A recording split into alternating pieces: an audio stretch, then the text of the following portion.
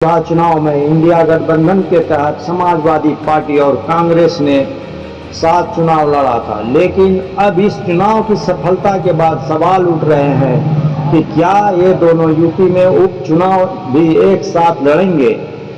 मैं मोहम्मद समीम आलम, आप देख रहे हैं SM Bharat season live news.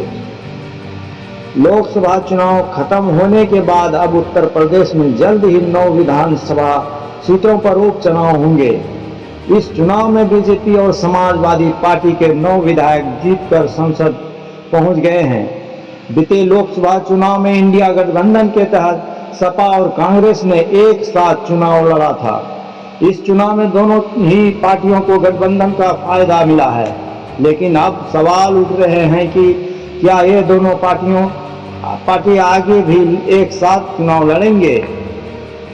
ऐसे ही एक सवाल का जवाब बुधवार को कांग्रेस सांसद प्रमोद तिवारी ने दिया है, जब उसने भविष्य में गठबंधन और उपचुनाव में गठबंधन को लेकर सवाल हुआ तो उन्होंने कहा, हम सब बैठेंगे, बात करेंगे, किसको कहां लड़ना है यह तय करेंगे।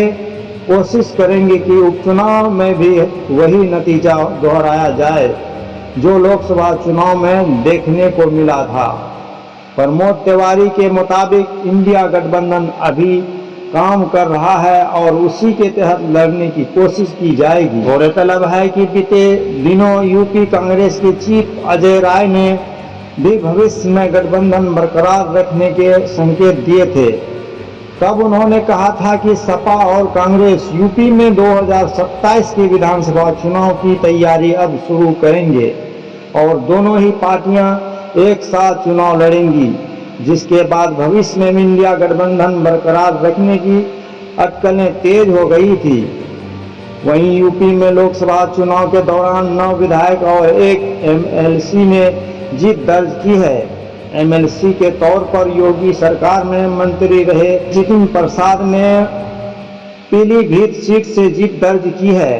अब वह मोदी सरकार में मंत्री हो गए हैं और उन्होंने एमएलसी के साथ ही योगी सरकार में मंत्री पद से इस्तीफा दे दिया है।